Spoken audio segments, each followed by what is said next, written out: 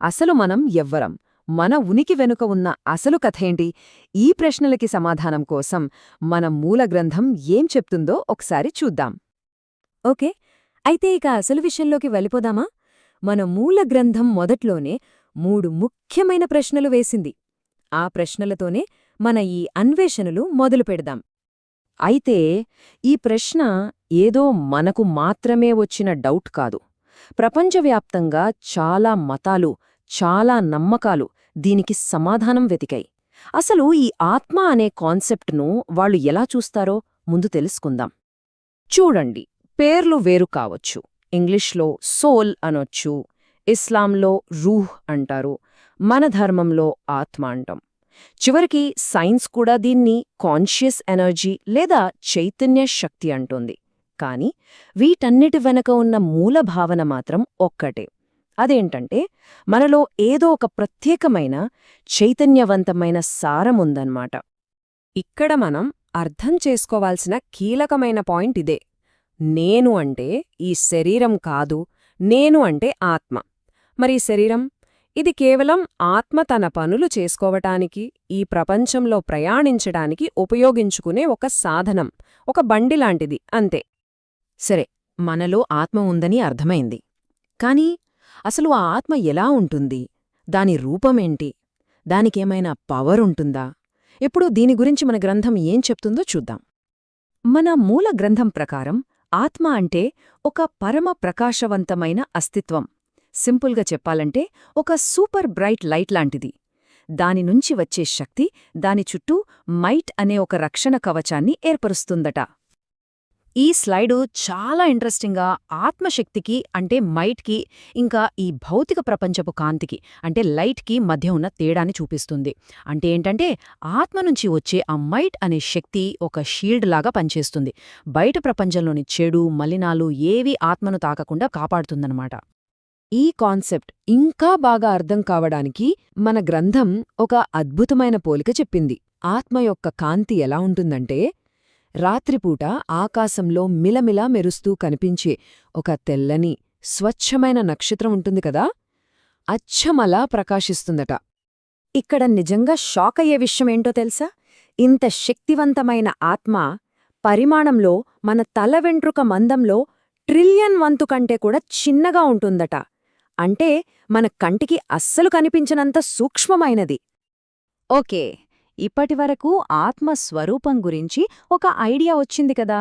మరి ఇంత సూక్ష్మమైన ఈ ఆత్మ మన శరీరంలో ఎక్కడుంటుంది? అది ఎలా పనిచేస్తుంది? ఆ విషయాలు ఇప్పుడు తెలుసుకుందాం.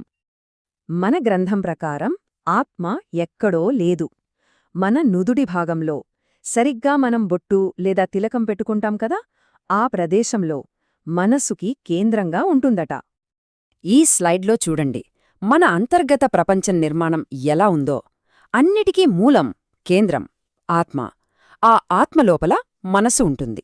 మనస్సు లోపల బుద్ధి, ఆ బుద్ధి లోపల మన అలవాట్లు అంటే సంస్కారాలుంటాయి. అంటే అంతా ఆత్మనుంచే మొదలవుతుందన్నమాట. అంటే ఇక్కడ కంట్రోల్ మెకానిజం ఎలా పనిచేస్తుందంటే, ఆత్మ ఒక డైరెక్టర్ లాంటిది. తను యాక్షన్లో పాల్గొనదు, కాని మనసు అనే ఒక టూల్ను వాడుకొని ఈ శరీరాన్ని నడిపిస్తుంది. తను మాత్రం కేవలం ఒక సాక్షిగా, అబ్జర్వర్గా ఉండిపోతుంది. సరే, ఆత్మ మనలో ఉంది, మనల్ని నడిపిస్తోంది, అంతా బానే ఉంది. కానీ ఈ జర్నీ ఎప్పటినుంచి మొదలైంది? ఇన్ని రోజుల ప్రయాణం వల్ల ఏమైనా పరిణామాలున్నాయా? ఇప్పుడు ఆ కాలాతీత ప్రయాణం గురించి చూద్దాం. మన గ్రంథమిప్పుడు మన ముందు ఒక నమ్మశక్యం కాని సంఖ్యను ఉంచుతోంది. 198 కోట్ల సంవత్సరాలు. ఊహించగలమా? ఇంత సుదీర్ఘకాలంగా ఆత్మ ఈ జనన మరణ చక్రంలో తిరుగుతూనే ఉందని చెప్పబడింది. అయితే ఇంత పెద్ద ప్రయాణం ఎలాంటి ప్రభావం లేకుండా జరగలేదు కదా. ప్రతి జన్మలో మనం చేసే పనుల వల్ల ఆత్మమీద కర్మ అనే పొరలు ఒకదానిమీదొకటి పేరుకుపోయాయట. దానివల్ల ఆత్మ యొక్క అసలైన స్వచ్ఛమైన రూపం కప్పబడిపోయింది. ఇంకో విషయమేంటంటే, మనం ఈ భౌతిక శరీరాన్ని వదిలేసినప్పుడు ఆత్మ ఒంటరిగా వెళ్లదు. దాంతోపాటు సూక్ష్మ శరీరం అంటే మన ఆలోచనలు, ఎమోషన్స్తో కూడినది, ఇంకా కారణ శరీరం అంటే మన కర్మలన్నిటినీ మోసేది. ఈ రెండూ ఆత్మతో పాటే ప్రయాణాన్ని కొనసాగిస్తాయని మన గ్రంథం చెప్తోంది. చివరగా అసలే నిజాన్ని మనం ఎందుకు గ్రహించలేకపోతున్నాం?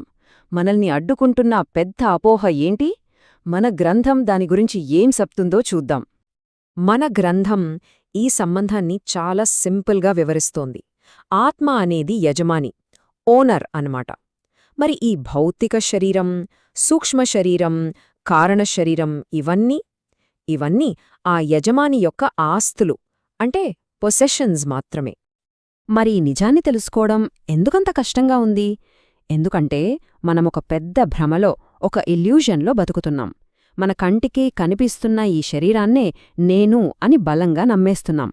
దీనివల్ల మన అసలైన శాశ్వతమైన స్వరూపాన్నే పూర్తిగా మర్చిపోయాం. కాబట్టి ఈ మొత్తం విశ్లేషణ తర్వాత మన ముందు ఒకే ఒక ప్రశ్న మిగిలి ఉంది. మన గ్రంథం కూడా మనల్ని ఇదే ఆలోచించమంటోంది. మనం ఈ కళ్లతో చూస్తున్న ఈ శరీరాన్ని దాటి దీనికతీతమైన ఒక అంతిమ సత్యమేదైనా ఉందా? దాన్ని మనం చూడగలమా? ఆలోచించండి.